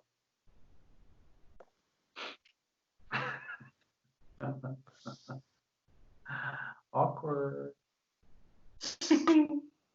So that was a short list. I think Yeah. it was not in Oh. order, or was it top one? No, it wasn't in order. It was just because I just did Keelhaul first because it was my first record. Then we got into the Varela Brothers, and then it wasn't. But Knut is my number one. Okay. I do have a few more albums. I have two more honorable mentions that I won't get Go into, ahead. but I just want to throw them out there. It's Wrong. Coalesce from Functioning on Impatience. Did you That's hear a that? good one. Because for me, Yeah. the sound was. No. I did hear it. I used to sound check with Coalesce, like, what more do you want from me? Yeah. That song I used to sound check for my vocals back in a long time ago when I played in bands. And Cave In Until Your Heart Stops. It had to be mentioned somewhere because, yeah. Some say it is the pinnacle of mosh metal. Have you heard that saying? I've never heard anyone refer to that It's mostly album as such, though I can understand it why they would, but I definitely don't agree with the terminology either. No, same. It's mostly when I hear it, it's at American podcasts that talk about this kind of thing, hardcore podcasting. Is it X to Grind? I don't think it's there. I think it's 100 words or less and stuff like that. Oh yeah. Those deep I dives. don't like that one. I think Cave-In is is something to, not to behold, but it is weird how that band constantly mutates into something else, I like that. It doesn't really have periods like we talked about Swans that has Yeah. it has a trilogy. Cave-In is just, you could say it's a natural evolving thing into the next thing, but when you look at the discography and you look at when you see the jump from Until Your Heart Stops, what's the next one, into Jupiter? That's a big jump. That's a big jump. Musically, that's. I remember people talking shit on Jupiter when it came out, and I must say it took me a while to get into it because you're used to what you're used to, but I love absolutely everything they ever released. I love it. I love it when bands dare take the risk of jumping into something completely new. Maybe I'm phrasing it wrong, but when bands change up their sound every release, it doesn't work for every band, and it's not a must. But I respect bands that just take the risk of releasing something completely different. It doesn't work all the time. I think it's a case of integrity where your musicianship is improving and your musical tastes are expanding, and you're just writing songs with your friends. You're not thinking about this sounds way too far off from what we did before. Yeah, and when you just let that happen and don't care about that and love what you're doing in that moment, I think that's that. I think that's that. That's also, if they would have written Until Your Heart Stops 2 and 3 and 4, I don't think they would be talked about still, maybe here or wherever. It's because they did Jupiter and Antenna and then went on and on to. How good is Antenna? If you look at it like you're telling a story, like a story changes, and the sentiment you're writing it with, and the things that cross your path, and like I've always had this theory, bands, and especially angry bands, first releases are the most angry because you don't have anything to prove. No one's waiting for you to release anything, so you're not afraid to just throw shit out there. Like when you're a hype band or people are expecting a new release, you're always, and you're lying if you say you don't care. You're always thinking how fans or the people looking forward to the release will absorb it. And I love it when you just throw it in the water and don't care and continue telling the story. That's why this is such a bold statement, because they could have easily have written another, not the same record, but just to release Until Your Heart Stops and then just go, okay, that was cool. Now let's do Jupiter. And Until Your Heart Stops has breakdowns that make me go ape shit. Jupiter has breakdowns that make me break down. I mean, it has such beautiful turns in the song, and it's Jupiter and Antenna. Those are the records I go to. I have to check it because it sounds like something I like. Like especially the probably binary thing between, like, it sounds to me like it's pure aggression going to mental breakdown. Let's play Where Are You? Pink. I haven't listened to that actual record. What record is this? Is this Jupiter? I know why you haven't listened to it, because it's Live at Rubben 2018, the tribute to Caleb Schofield, the bass player that sadly passed away way too soon. And this is Stephen Brodsky and Adam McGrath playing playing the catalog acoustically. There isn't like a guitar on here, but you know what I mean when I say acoustically. It was such a special moment at that time, and I think he passed away maybe 2 weeks before this. I'm not sure, but it was very fresh. Very, very fresh, yeah. Very fresh. And I mean, if Goosebumps would show up on podcasts, there would be at least 2 people here with a fair amount of them. It was at the Patronaat, maybe the nicest venue. This is a picture from there. I am there. This is the first time I've been on a cover. You're always in the same spot. You're always to the right or to the left of the PA. Always. Yeah, I hate going. If I'm here, it has to be really special, or I have to be really fucked up. I would not have enjoyed the show. When people ask me, "Do you want to go to the front?" I'm just like, no. I want to be closer to the bar so I can have a beer in my hand, and really enjoy the show and be by the sound desk. Sound desk is where you can usually find me. Yeah. If I stand in front and I'm not someone that goes into the pit or that enjoys that shit. I'm usually in the back, you know, like enjoying the violence that goes on, or there's no violence in here, but Yeah. I hate it when people touch me and oh my god, no. That's why we have our spot at Roadburn in the main hall. We have our spot that's pretty much away from everybody and right next to the bar. And the air conditioning. I get that, but like it depends on what band I'm seeing. But I'm not a front stage guy. But maybe I'm getting old because I get the sentiment. Like when I went to AB Ancien Belgique, I don't even remember what show. I think it was, couldn't say. I think it was the Gojira show Code Orange supported. I don't think it was that one, but sure. I was driving over there. I was like, fuck, I want to sit in the balcony and just sit, have a beer, enjoy the show. But that's a band where there's no moshing, or I don't want to mosh. But like when I go to see Nails, and Nails is the prime example, I want to be in the front. Or when I go see Mind War or whatever.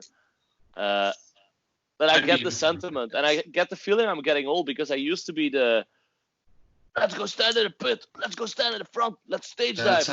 That's how it starts, my friend. Yeah, and I don't. Soon you'll be like me, where you make 1 or 2 exceptions a year.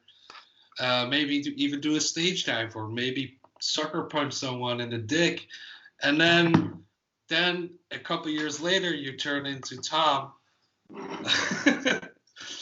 and have 2 kids and a wife that's your girlfriend as well. Yeah, I do like the girlfriend wife part, but not the kids because I can't. Rise and fall. That was uncalled for, but whatever. I told you I was going to do it. him taking Molly in the podcast wasn't called for. The rest was fine. Who took Molly? I didn't. Boy. I didn't. Hey, you gotta say this again, because as you were explaining this, I was hearing. He was accusing either of us of taking Molly. I took Molly once. Yeah, I don't know who's over there and who's over there on your screen. So you bought drugs for me. I did Molly once. It's the only time I've ever been into a fight with my best friend. With your best friend? With my best friend, it's the only fight I've ever had with him in probably by now 15 years of friendship or close to it. But it's resolved. My best friend is Gilles. Gilles, okay. Shout out. Who won? Shout out. No, not a physical fight. Verbal fight. Yeah, that was a special night. Okay. New Year's Eve 2008, I think. Oh, fuck New Year's Eve. Fuck New Year's Eve. No, New Year's Eve. But no, 2011 maybe. New Year's Eve always sucks. Always. Yeah, it sucks because there's like pressurized having fun, and then it stops working, and like so the last 2 years have been like pretty chill. Yeah. For 3 years in a row, I've tried to just stay at home, look through my window, see the world going whatever, and every time I've been pulled into some kind of New Year's Eve, stupid. That like I'm watching my clock, like, and it's past 12, and I'm like, okay, how many hours do I have to? But not even that. Like, whatever. I'll just stand outside, have the kava glass, and do the cheers thing and whatever, and then I'll start counting down. Like, okay, what hour is it appropriate? I'll leave, and I'll try to read the room. And I'm sorry to every one of my friends listening to this. So that's a good check. I don't like it. Both of them? I don't want to be there. Yeah, both of them. I just don't like it. Like, it's too pressurized. Like, it's always the discussion. Where are we going to? Where are we going to dance? Where are we going to? But whatever. Sucks. Don't like it. I've stayed home a few years and I really enjoyed it. Like, I have this hanging plan. out at home. Maybe I'll do it this year. To sit on the toilet a minute before New Year. What was the plan again? Like, trying to drop one shit exactly at midnight. Exactly. Like the ball in New York. And watch the New Year special on VRT from, I think it was 2000. Yeah, the one with Sergio. Where he does the backflip. Oh, let's do an episode. Let's just do this for New Year, but then hopefully in the same room. That's an idea. Let's make it happen. That's it. It's still half a year to go, but we'll see. Let's do it. Doesn't sound like a bad idea. We could do like a good cookout. Yeah. To round up Hydra Head, I have some items, or maybe, weirder items, I guess, in my collection. This is the U2 self-titled CD. The promo. U2? I thought you were talking about U2. No, U2 sucks balls. Jesu. This is Justin from Godflesh, his other project, I guess. This is the European booking promo, Hydra Head Conspiracy Records. Booking what is it? Is it a demo or promotion material or? The promo, I guess. I'm not even sure where I got it. I think my local record store just handed it over. Someone hit me up. I burned the new Vonis EP on CDs. I wrote with marker the name of the record. Hit me up. €5. It's yours. Mine is in the mail, right? I'll send you one. I just burned them today, so. Yeah. I don't know if he froze. Oh no, he didn't freeze. Yeah. it was a look. Well, last thing, Hydra Head. Is there anybody who wants to bring up anything, or? I do. One quick thing. Okay. You go first. No. I can't do quick talk. So you go first. I'll interrupt you, and then I'll do my thing. I have to think first about what I was going to say. But I'll try. No, I want to. You go. Fuck it. Fuck, guys. That's a fault. I heard yesterday. I saw an Instagram post that I believe the guitar player from a band called Edon, is that possible? Passed away. I think it's Jeff. Oh wait, am I doing this wrong? We can cut this out if this is completely wrong. But when I was researching Hydra Head discography, I thought that band was a Hydra Head band. It's possible. And I had never even heard about them. I literally never heard about them. And I saw that, and then a few days later, which was yesterday or the day before, I saw that this person passed away. So I felt kind of sad. I was like, oh, and I never got to check them. I think it's the same band. Yeah, what's probably. The band? It's Edon, EDON, I guess. Sorry again. Looking forwards, I'm looking at. It's hard to find at Discogs, or it is I think it's a Japanese band, because I think I know them through Boris. Mm-hmm. Which is one of my all-time favorite bands. Edon. Boris has also some releases on Hydra Head. Yeah. Well, when I was checking the Discogs and the Wikipedia pages, I saw Boris listed there. Yeah, they have this. There's this team up with their Japanese label, and it's all over the place. But Boris definitely has links to them. Yeah. Edon is more of a noisier electronic. Is it Endon or Edon? Well, I think it's Endon. Endon, yeah. Yeah, they are a Japanese experimental acoustic collective from Tokyo.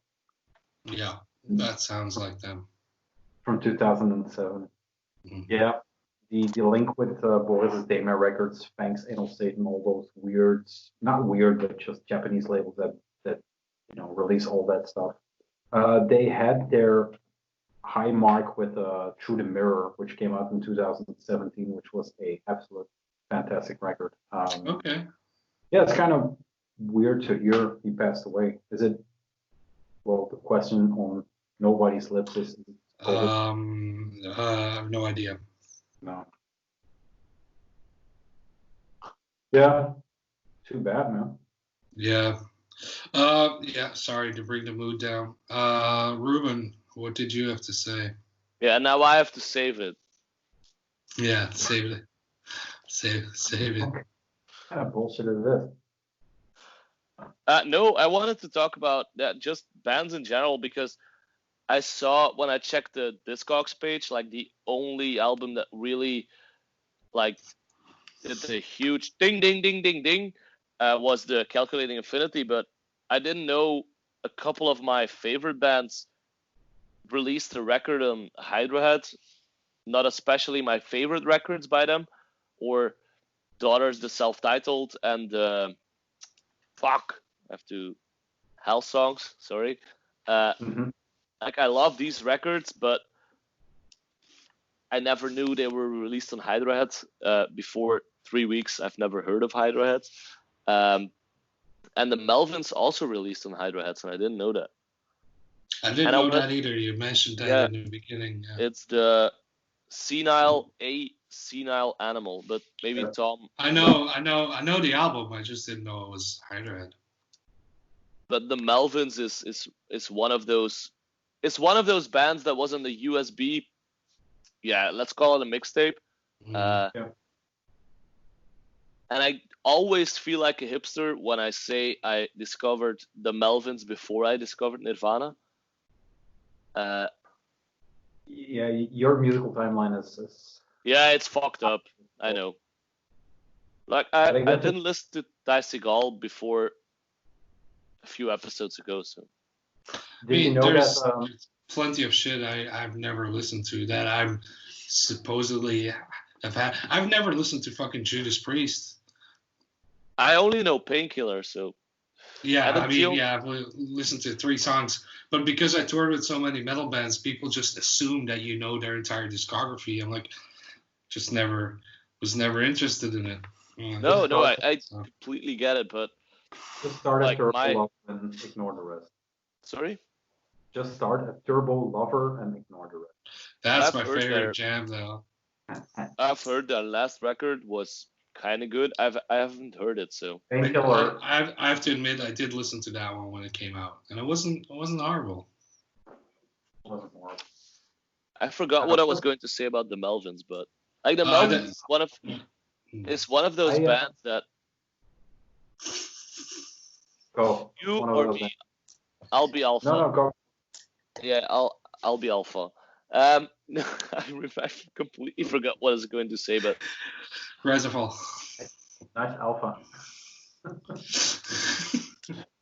I don't know how many records the Melvins wrote. A lot. And it's a lot of shit as well. Like they wrote a couple of records. I'm like, nah, wasn't necessary. But the Melvins is one of those bands. Like I only have 2 or 3 vinyls, but the albums like. Sorry. Vinyl. What? There's no plural for vinyl. There is now.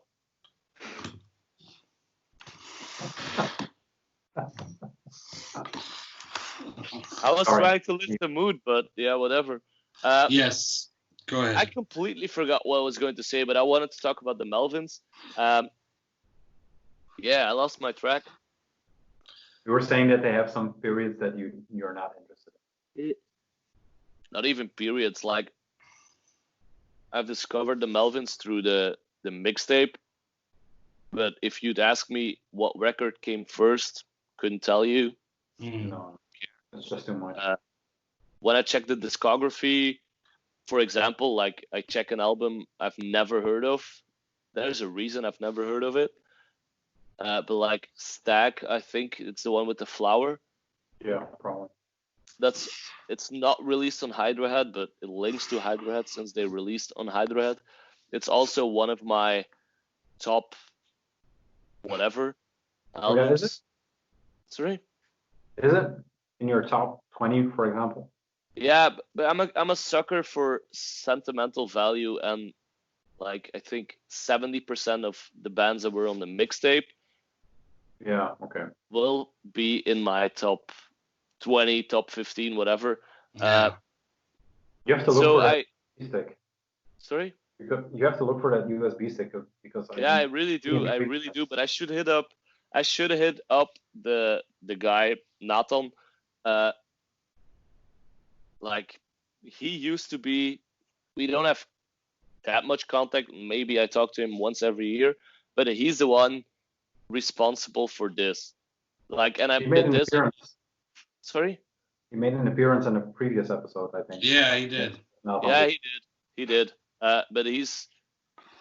Yeah, it's a weird. It's not even a weird story, and it's not even drama related or anything. But he was like the only friend I had going to high school from my first year to my fourth year, and then I changed schools. I went to school where my mom was the head of the school. What's the word in English? Principal. Yeah, the principal. And then we kind of went our separate ways, but like he used to play drums and he knew all the bands. His father took us to see the Rage Against the Machine concert. He introduced me to Caius, to Tool, to Dillinger Escape Plan, to Converge, to all those bands. He introduced me to gaming. He planted the seed of this, let's call it a version of me, but like I'll forever be thankful to him. For fuck's sake, I'll forever be grateful to him, and I'd love to tell him that one day. And I'm kind of curious how he looks back on that, because I look back on that with a lot of love, sentiment, and a lot of weird teenager stories. Yeah, okay. Like I still have a video. Sorry? Everybody needs a Nathan, I guess. I'm not sure who mine is. Yeah, everybody needs a Nathan, but voilà, the Melvins. Melvins. The thing I was going to say, because you mentioned that you discovered the Melvins before you discovered Nirvana. Yeah. Kurt was a roadie for the Melvins in some far history. That was the link. That was a link between those two. Who's Kurt? Who's Kurt, yeah. Who's Kurt do? Anyway, the band that I was going to end up talking about is Old Man Gloom. I have quite some records by these guys. This is Never saw them live. One of my few regrets. You saw them live at Roadburn. Nope. Didn't see them. They are a best of Hydra Head, if you will. A best of American music, if you will. There is, it is a band that goes beyond music. It is humor. It is, I don't know. It's just something very special, in my opinion. Not every, like with Melvins, not every record hits, but they have some. For me, they do. They do all? Yeah, all of them. Okay. I haven't checked up but when Tom first brought up Hydra Head, I googled Hydra Head Records, skipped through the Wikipedia page, and that's the first band I noticed, and it immediately reminded me of. And I've never listened to Old Man Gloom, so I have no right to speak here. But the name reminded me of 100-year-old man. Christmas. What, Christmas? That's a record. That's my favorite Old Man Gloom record. That's their pinnacle, I guess. Mm-hmm. Live record. The Jane Doe, but then the smiley Jane Doe. They have a really weird sense of humor. They, for example, last year at Rubben, one of the guys, the Santos, the drummer did a mixer. The singles mixer. So good. There's actually couples that are still together that came out of it. Yeah, is that? Yeah. That's correct. They are just so connected to the because Aaron is also in here. They are so connected to the Hydra Head label. They are kind of the best of bands of Hydra Head, so it kind of fits to end on them. And Caleb, who was in Cave-In and sadly passed away too early, was also an Old Man Gloom. Yes, that is true. Which Caleb, to me, has the best sounding screaming voice in history of everything. He cuts too. His scream is so beautiful to listen to. Mm-hmm. I can't explain it. It's just there's an inherent pain that just comes throughout everything every time you scream or something like it. It's just so, yeah, it's wretched or whatever. Mm. The absolute last one I wanted to shout out was and we talked about this the last time, the Mare EP. It's just self-titled. It has 4 tracks, like a lot of Hydra Head stuff has 4 tracks. That's the only thing they ever did, right? Well, in theory, yes. It's Anisette, They Sent You, Tropics and Palaces. And They Sent You is, if we are talking tracks, it's one of my... I knew you were going to say that. I think it's top 20. It is just an absolute perfect EP and a perfect song.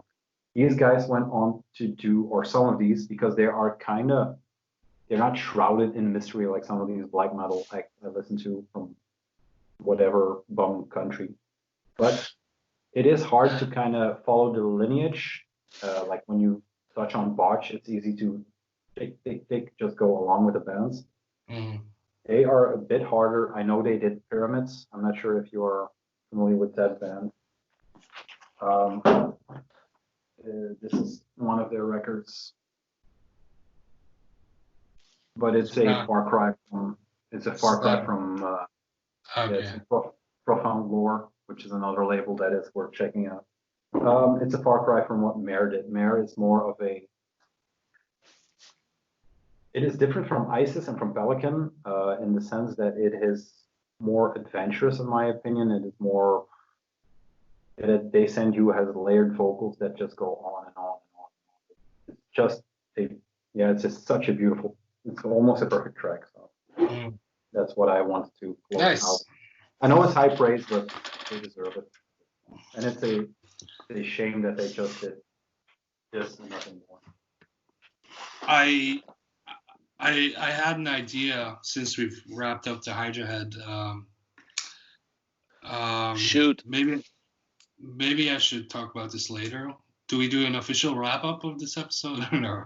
Yeah, we'll do, but I have something to add before we wrap up. But we'll do it. We'll wrap up and then we'll talk about. I was just wondering. Next episode. I don't know. It was just a random thought. I only have 4 hoodies, and I noticed that today because I edit all the episodes, so I see what everyone's wearing, and I was wondering if you pick what you're wearing. If any of you pick what you're wearing. I just wear whatever I'm wearing that day. I'm the only. I decide what I'm wearing in the morning. I picked the cap, but I decided not to wear it. So. Good call. I recorded it. I don't know. I don't pick what I wear. I just threw something on. But since you're talking about it, this is a Raspberry. Is this gonna go in the podcast? Because then we can just speak Dutch. Yeah. Yeah, but we have to wrap it up anyway. So. Yeah, but this is maybe the end because I'm wearing this shirt, Raspberry Bowls bootleg from Wacht Zwart. made an appearance. He hit me to the fact that there is a Heavy Cream band. There is a bootleg from Cream, obviously, that is worth checking out, the band Cream. But there's a band called Heavy Cream, and they have an album called Danny that is worth checking out, I guess. Maybe I'll check it out. Interesting. What shot is it? Good band name. Yeah. Good band name. Good band. Okay, I guess the only thing I have to show is the Hate Waves. Nice. I checked out Hate Waves.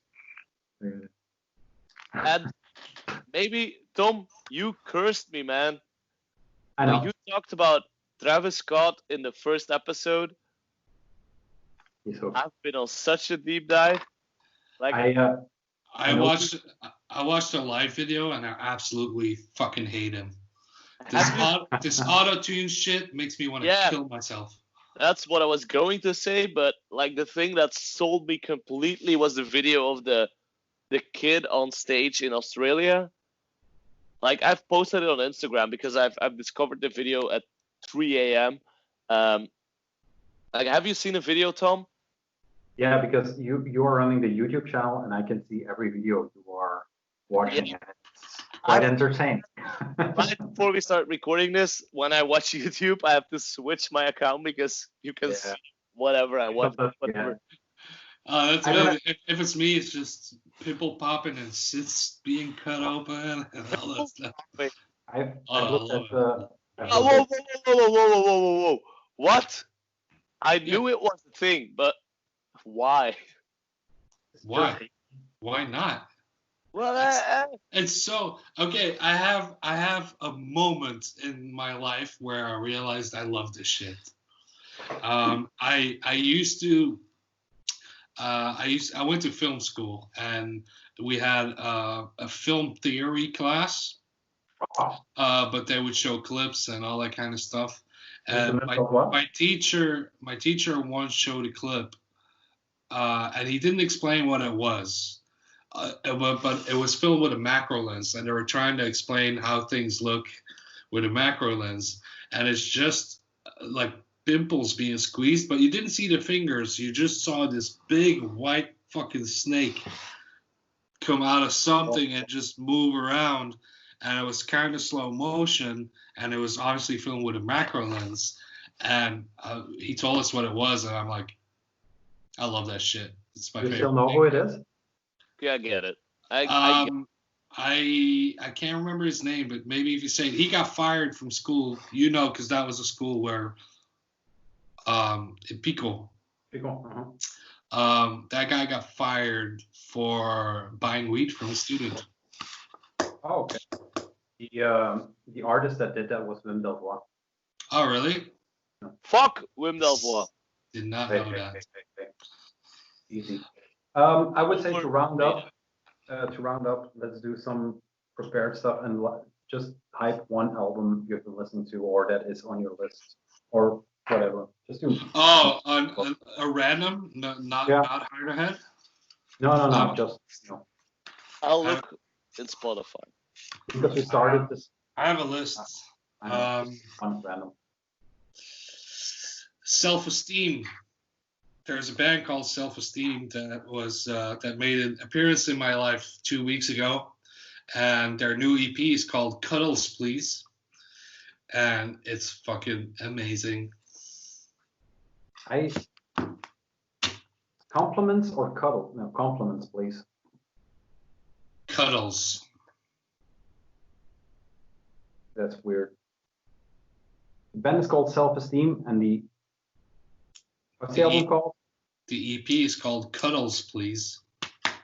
Here. Because I have, whatever.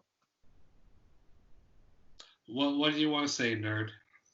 No, I looked it up, and I have Self-Esteem with Compliments, Please from 2019. But I can't find Cuddles, Please. Wait, let me double check. Maybe I wrote it Electronic pop, dance pop, indie pop, so it should be your... That is that band. It's a blonde female. Yeah. Rebecca Taylor, I guess. Yes. No, there's an album for sure, but there was an EP released like a week and a half, 2 weeks ago. Okay. It's probably just digital and it's not on.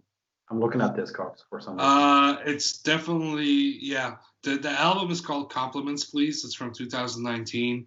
The EP is called Cuddles, Please, and it just got released. Okay. Shout out Helen for showing it to me. What's up, Helen? What's up, Helen? All right. I have two. Actually, I'll just blast through it. I had one digitally because Rubben, you mentioned Skeer and Bols. Mm-hmm.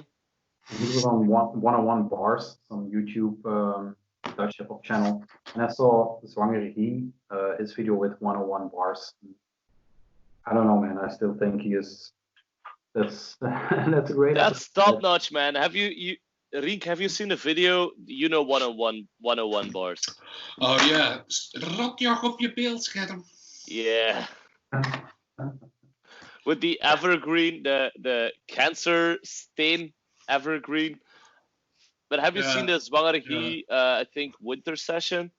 Like, it was released 2 months ago or something? Nope. It's quite good, yeah. Yeah, it's really, really, really good. The one that sticks to mind is Hot by Spinal and Stain. The 101 Bars. Where they got banned from the building. Yeah. For saying cancer too much. Kanker de wereld. Kanker in de wereld. No, I've been looking for an album I want to shout out. And I'll just go with the Blank Mass soundtrack for a movie. I almost never listen to soundtracks, but is any of you? I know Tom is familiar with Blank Mass. I know the name. Yeah, it's a half of Fuck Buttons. You might know Fuck Buttons. I definitely know Fuck Buttons. It's that stuff that Gilles makes me listen to all the time, and then I'm drinking a beer and I forget about it. But I love all of his releases. Mm-hmm. He recently released the soundtrack, and I haven't even seen the movie, Calm with Horses, the original score soundtrack. And I didn't even knew it was a soundtrack. What pulled me in was the title of the first track, Violent Child.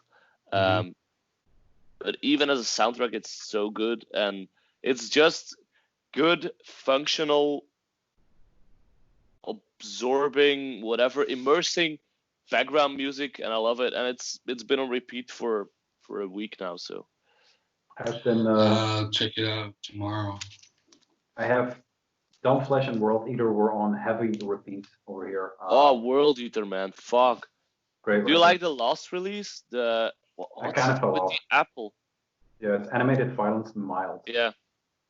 I kind of fell off. I love it. I know it's not as good as the previous ones, but I haven't given it enough time. So you should give it a chance, because from my undertrained ears, it sounds like he's using the same samples in every song.